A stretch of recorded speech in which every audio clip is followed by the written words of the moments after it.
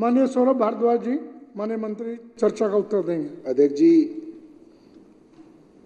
काफ़ी बहस हुई है इस मुद्दे पे और पहले भी इस पे चर्चा हो चुकी है और मुझे डर ये है कि इस चर्चा में, इस बहस में एक दूसरे से ऊपर उठने की होड़ में ये जो 10,000 बस मार्शल हैं दिल्ली के, ये लोग लगभग बर्बादी के कगार पे हैं। इनके घर के चूल्हे नहीं जल रहे हैं, जो किराए पे लोग रहते हैं वो किराया नहीं दे पा रहे हैं, कुछ लोग आत्महत्या कर चुके हैं और बहुत ख़राब हालात के अंदर ये लोग अपना जीवन बिता रहे हैं। जो लोग इन बस मार्शलों के परिवारों को जानते हैं वो जानते हैं कि ज़्यादातर ये बस मार्शल बेहद गरीब परिवारों से हैं और अपने घर के इकलौते, ये कह सकते हैं, घर चलाने वाले थे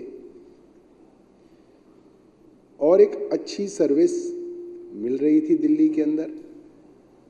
महिलाएं, हमारी बहनें, हमारी बेटियां जो बसों में सफ़र करती हैं, अगर लोगों ने बसों में सफ़र किया हो, मैं स्कूल डेज़ में और कॉलेजों के दिनों में बसों में घुमा हूँ दिल्ली की, तो उसके अंदर ये अक्सर है कि बस के अंदर अगर भीड़ भाड़ थोड़ी भी बढ़ती है तो महिलाओं के साथ बदतमीज़ी होती है और वो महिलाएं, कॉलेज की लड़कियां इस तरह से मजबूर होती हैं कि बाकायदा बदतमीज़ी, छेड़छाड़ के बावजूद भी वो कुछ नहीं कर पाती हैं। वो सोचती हैं कि बस किसी तरीके से हमारा बस स्टैंड आए और हम उतरें और हमारा पीछा छूटे।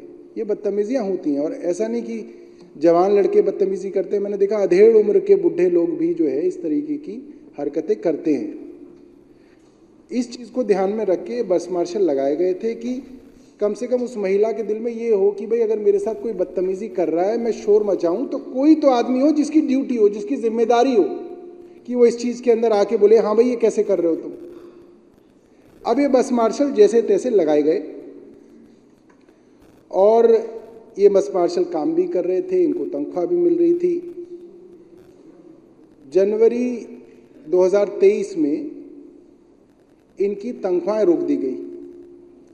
तो अध्यक्ष जी, ये एक सेट पैटर्न है। जब से दिल्ली के अंदर विनय सक्सेना जी को एलजी बनाया गया, एक सेट पैटर्न है। जिस डिपार्टमेंट को बर्बाद करना हो या जिन लोगों को बर्बाद करना हो, उसमें कोई खामी निकाली जाती है। अभी अफसर ही बनाते हैं फाइलें, हम तो बनाते नहीं हैं। अब वो कोई भी स्कीम हो दुनिया की, कुछ भी हो, उसमें अगर खामी निकालने बैठोगे तो उसके अंदर एक खामी तो कोई भी निकाल देगा। हर चीज के अंदर खामी निकाली जा सकती है। अब हर स्कीम के अंदर खामियां ढूंढने का काम अफसरों को दिया गया कि भाई इसको किसी तरह से खामी ढूंढो इसके अंदर और इसको रोको।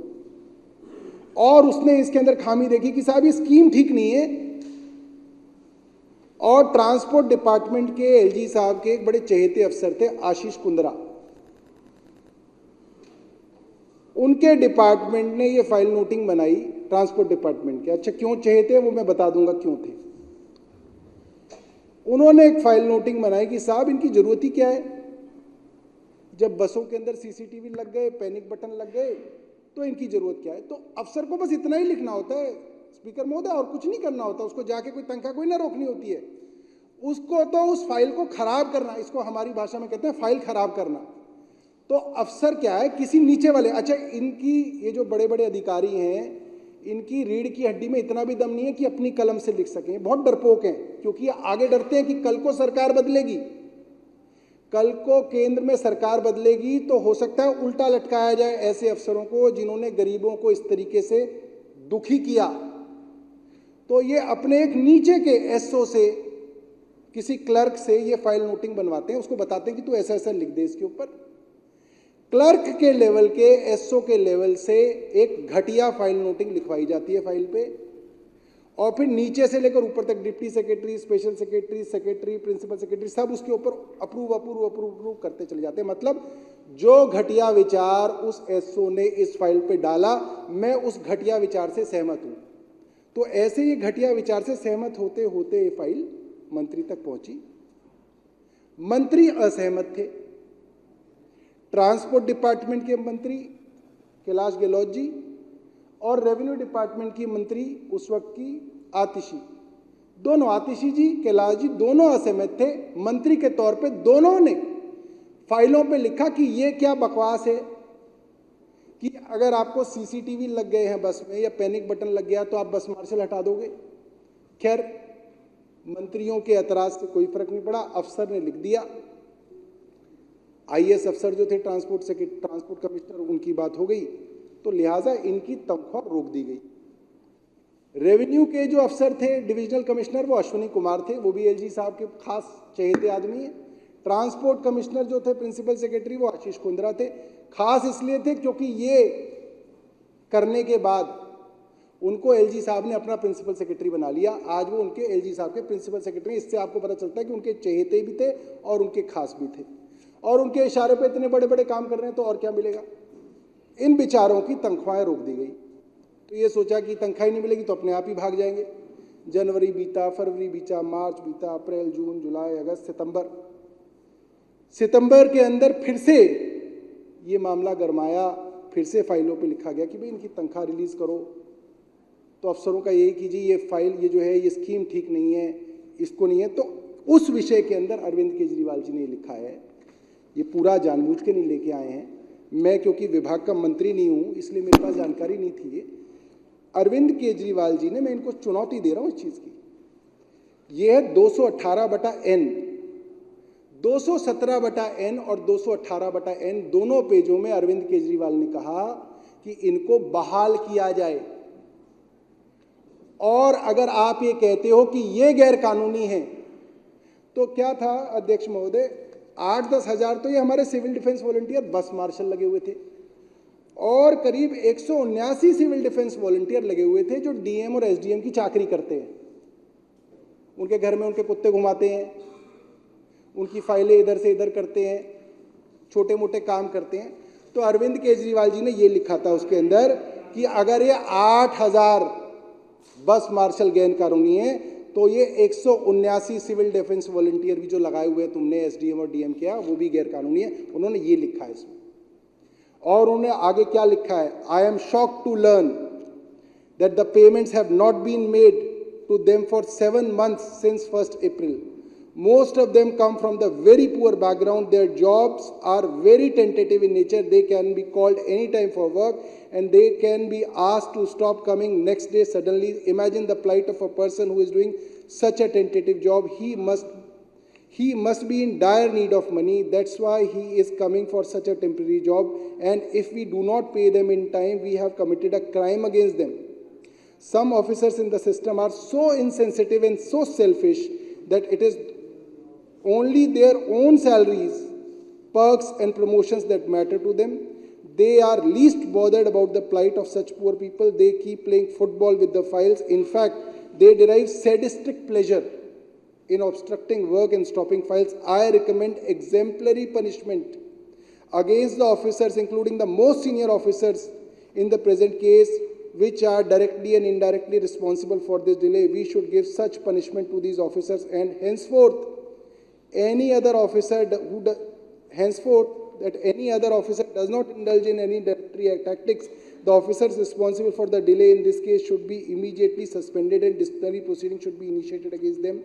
If Honorable LG shares my sentiments, this matter may be placed before the next authority meeting. तो अरविंद केजरीवाल इसमें कहते हैं कि जिन नालायक अफसरों ने, इंक्लूडिंग द टॉप मोस्ट, जिन्होंने इनकी तनख्वाह रोकी, उनके ऊपर कानूनी कार्रवाई की जाए, उनके ऊपर डिसिप्लिनरी प्रोसीडिंग की जाए। की एलजी साहब ने, उन्होंने कहा कि इन गरीबों की तनख्वाहों को रोकने वाले को मजा आता है कि गरीब आदमी को सताया जा रहा है, जबकि जो अपना पैसा, अपनी प्रमोशन, अपने पर्क, अपना घर, उसके लिए उनको जो है हर चीज चाहिए। ये अरविंद केजरीवाल ने लिखा। और ये जो पहला पेज है उसमें लिखा कि इनको दोबारा नौकरी पे दिया जाए। खैर ये हिस्ट्री है, ये हिस्ट्री है, हिस्ट्री को कोई बात नहीं। ये हम पे आरोप लगाएंगे अध्यक्ष जी, हम इन पे आरोप लगाएंगे, उससे मामला हल नहीं होगा। ठीक है, आ गया। अब मसला ये है कि अगर आज आप लोग भारतीय जनता पार्टी के लोग हैं, अगर आप लोग आज तैयार हैं, हम आज तैयार हैं कि इन सबको वापस रख लिया जाए। ठीक है जी, ऊपर बैठे हुए हैं वो लोग, ऐसा नहीं है नहीं बैठे, वो ऊपर ऊपर जो है वो लड़के बैठे हुए हैं, वो देखने आए हैं कि आज इस सदन में क्या होगा। तो अध्यक्ष जी एक रेजोल्यूशन बना लिया जाए, कोई दिक्कत नहीं है इसके अंदर। रेजोल्यूशन इससे पहले भी था, मैं ला रहा हूँ, 2 मिनट उनको बोलने को दो। मैं बता रहा हूँ। हाँ मैं मान गया आपको। तो अध्यक्ष जी 29 फरवरी 2024 को एक रेजोल्यूशन इस हाउस से पास हुआ है, उस रेजोल्यूशन को हम दोबारा रख देते हैं इस पटल पे। आज इनकी वोट भी आ जाएगी इसकी, है ना, इनकी वोट भी आ जाएगी, बने हुआ ठीक है। तो विजेंद्र जी 2 मिनट बैठिए अभी। तो अध्यक्ष जी इनके रेजोल्यूशन में हम अपना जोड़ देंगे, इनको बड़ा रखेंगे। हमें बड़ा बनने का शौक नहीं, ये बड़े हैं, ये बड़े भाई हैं। मगर अध्यक्ष जी 24 फरवरी 29 फरवरी 2024 को ये संकल्प जो है सदन में पास हुआ था, ऐसे ही आज भी सदन में ये संकल्प पास हो जाएगा। मगर समस्या ये है, हाँ समस्या ये ओम है, प्रकाश जी अब क्यों, प्लीज, एक गंभीर विषय पे बात हो रही है। इतना ये 10,000 कर्मचारियों का विषय है, हम मजाक बना रहे हैं यार। उनके घरों में रोटियां नहीं चल मिल रही। अध्यक्ष जी कोई बात नहीं, हम मजाक बना रहे हैं, चले। अरे भाई बीच बीच में टोका टाकी कर रहे हैं। अध्यक्ष जी मैं तैयार, मैं बहुत खुश हूँ इस बात से कि ये समर्थन में है, और ये बहुत अच्छी बात हुई है कि ये समर्थन में है। अब अध्यक्ष जी क्योंकि ये मामला, इसके अंदर 2 या 3 स्टेक होल्डर हैं, वैसे तो 2 ही हम 3 कह सकते हैं। एक दिल्ली की चुनी हुई सरकार जो कि हम हैं, हमारे मंत्री हैं, एक एलजी साहब जिनके पास सर्विसेज है, और तीसरे इस विधानसभा के सारे विधायक जो तीसरे स्टेक होल्डर हैं, चाहे वो आम आदमी पार्टी के हो चाहे वो भारतीय जनता पार्टी के हो। 3 स्टेक होल्डर हैं जिनका इस मामले से सीधा लेना देना है। मैं इस रेजोल्यूशन में चाहता हूं अगले हफ्ते की, क्योंकि इस हफ्ते तो एलजी साहब बाहर विदेश में गए हुए हैं, उन्होंने बताया नहीं है मीडिया को, मगर हैं विदेश में। अगले हफ्ते की कोई एक तारीख विजेंद्र गुप्ता जी बता दें, एलजी साहब के पास हमारे सारे मंत्री इंक्लूडिंग चीफ मिनिस्टर चलेंगे, सारे के सारे विधायक चलेंगे, और एलजी साहब से बैठ के कहेंगे भाई जिस कागज पे तुम्हें हमारे मंत्री से साइन कराने हैं। अध्यक्ष जी सुनिए ना, अध्यक्ष जी ठीक है विजेंद्र जी अब ये उचित नहीं है। ठीक है ना, अभी अरे तो नए मुख्यमंत्री जो कहोगे लिख देंगे। अध्यक्ष जी एक देखिए क्या कह सकते हैं, यही कह सकते हैं ना कि भाई फला कागज गलत लिख दिया, फला कागज के अंदर पता नहीं था इनके, फला कागज के अंदर गलती हो गई, चलो ठीक है जी। अब जिस कागज पे तुम्हें जो लिखवाना है, जिस कागज पे आपको जो लिखवाना है वो लिख देंगे, एलजी साहब के सामने लिख देंगे, और वहीं तय हो जाएगा कि कौन इनके साथ है कौन इनके खिलाफ है। अब ये बताएं कि किस दिन चलना है, अब आप ये बताओ कि चलना किस दिन है। ना ना ना ना, ना। विजेंद्र जी अब आप कहाँ जा रहे हैं?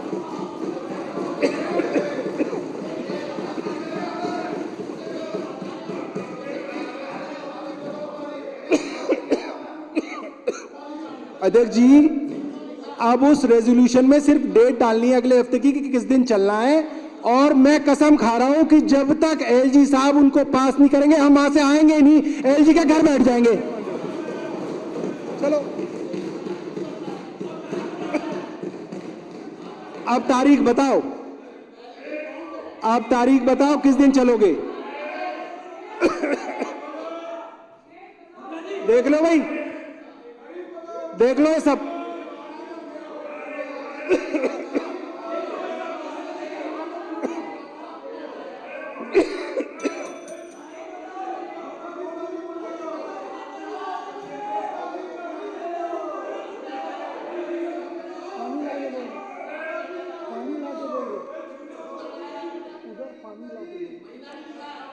भैया सारा कागज भी ड्रॉ कर लेंगे वहां पे, और बताओ।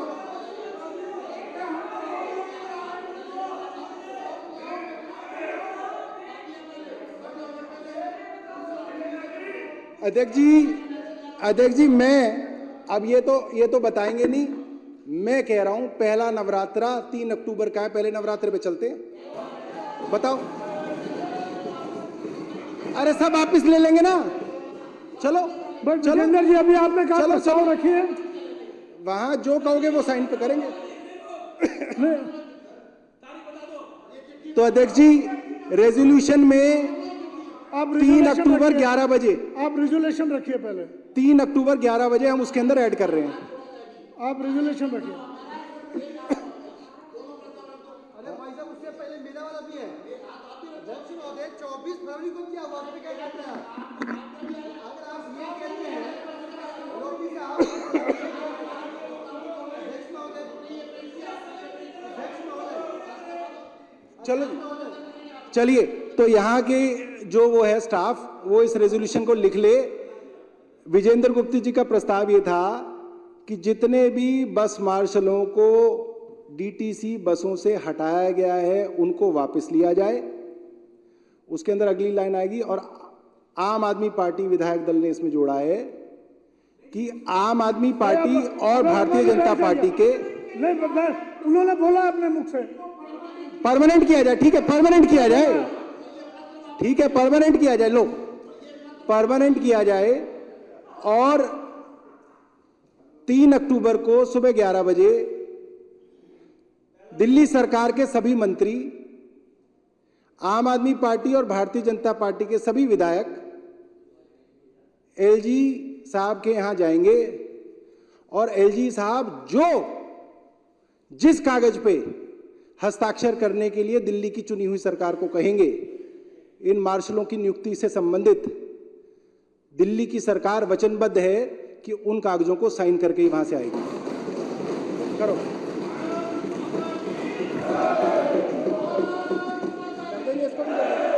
ये प्रस्ताव कौन बनाएगा? प्रस्ताव कौन बनाएगा? प्रस्ताव वो लिख रहे हैं, टाइप करके ले आओ।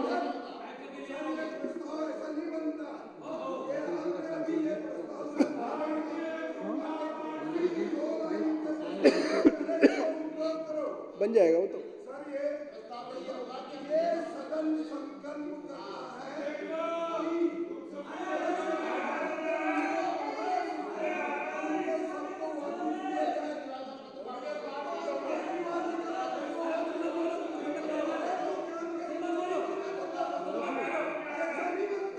अब 3 तारीख की तैयारी करो।